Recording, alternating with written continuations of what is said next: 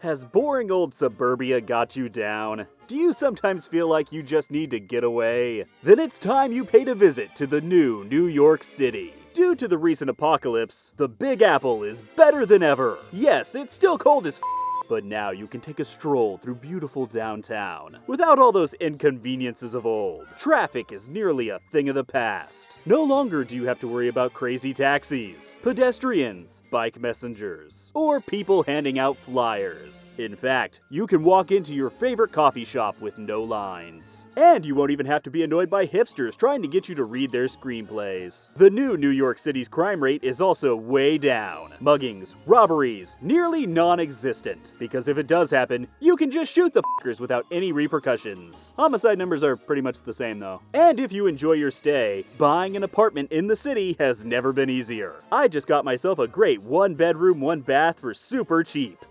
Ignore the dead body. So visit the new New York City. Oddly enough, the apocalypse made us better.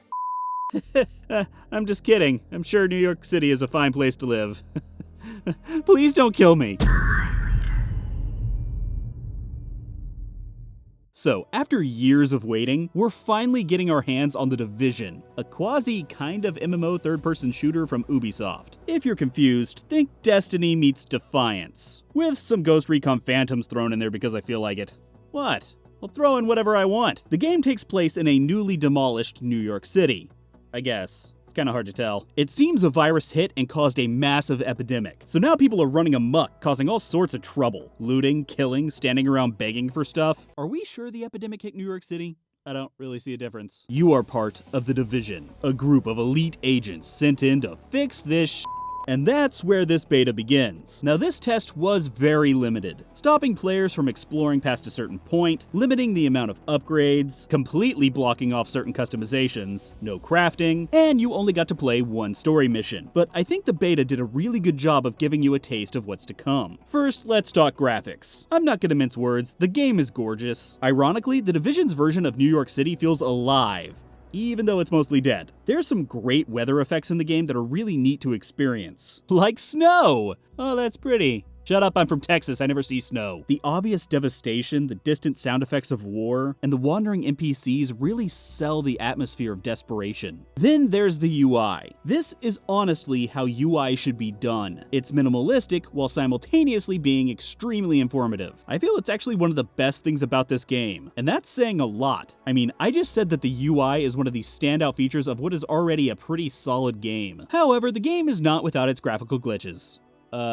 Dude, you appear to be missing something. Second, let's talk controls. Overall, the game controls pretty standard for the genre. The controls are tight, aiming feels good, blah blah blah blah blah. I played on both a keyboard and mouse and a controller. Both performed perfectly fine. But I do feel that the game was designed a bit more with a controller in mind. Now, The Division is a third-person cover-based shooter. That means no jumping. I find this to be both a blessing and a curse. On the upside, I hate seeing people jump around like idiots all the time. On the downside, I like being one of those idiots. But I do like the cover-based shooting aspect because I feel it's a tiny bit more realistic and fits the game's setting. So you can take cover, vault over waist-high objects, shoot your gun, shoot your secondary gun, shoot your sidearm, throw grenades, slam a med pack, and use 2 special skills, but we'll get to those in a second. Now for gameplay. To make this easier, let's break it up into 2 parts, PvE and PvP, which the game kinda does anyway. The first part you'll experience is PvE. As you walk the streets of New York City, you'll find quite a few bad guys doing their bad guy thing. Of course, you'll want to mow them down because you're a good guy,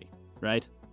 Right? Remember that later. Killing enemies gives you experience and occasionally some loot. But you won't always just be randomly killing bad guys. Missions will actually pop up all over the map, such as saving hostages, stopping an enemy attack, and other things that involve shooting your gun. There are also these cool Batman-esque investigation missions called Echoes, where you'll follow clues to reach an objective. Then you'll probably shoot some stuff. But there's at least a few minutes there where you're not using your gun. As I mentioned, there are storyline missions, but I only got to play one of them, so I'm not gonna really comment. And lastly, there's dungeons. Or whatever the Division's calling them.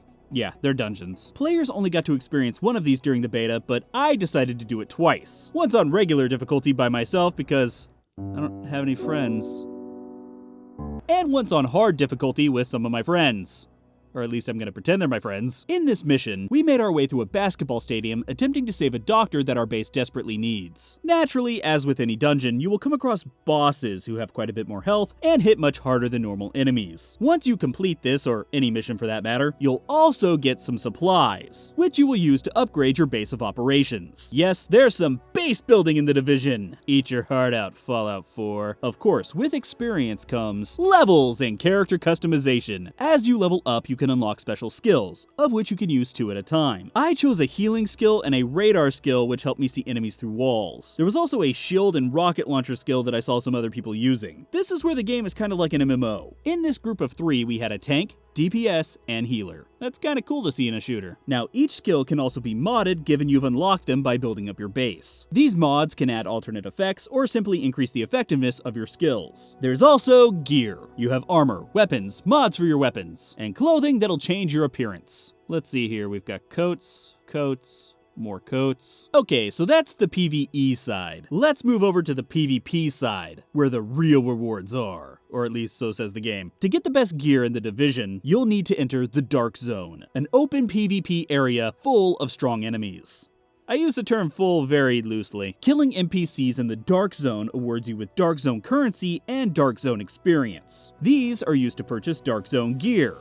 Dark Zone! NPCs out here also typically drop better loot than you would get in PvE zones. However, the Dark Zone is under quarantine, meaning you can't just simply take your gear out. Nope, instead you'll have to evac your gear out. That means going to an evac zone and calling in a helicopter, and then waiting for it to come, which takes 90 seconds. And this is the most agonizing 90 seconds ever, because once you signal for a helicopter, everyone in the zone knows it. And as I mentioned, the DZ, as I'm going to call it, is full PvP.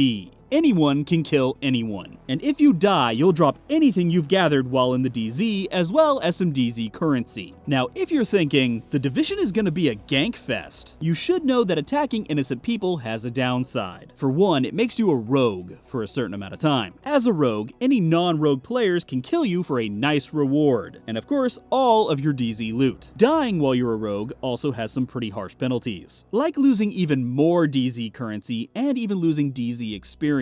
But going rogue does have its benefits too. Should you survive being a rogue until your timer runs out, thus resetting your rogue status, you'll gain rewards equal to how many people you've killed. And that isn't even mentioning the money, the loot, the infamy. Which brings us to a segment I like to call Being a D**k with the HiveLeader.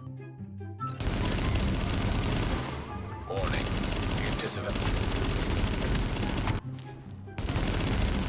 Warning, your division affiliation has been disavowed. You are now marked as rogue.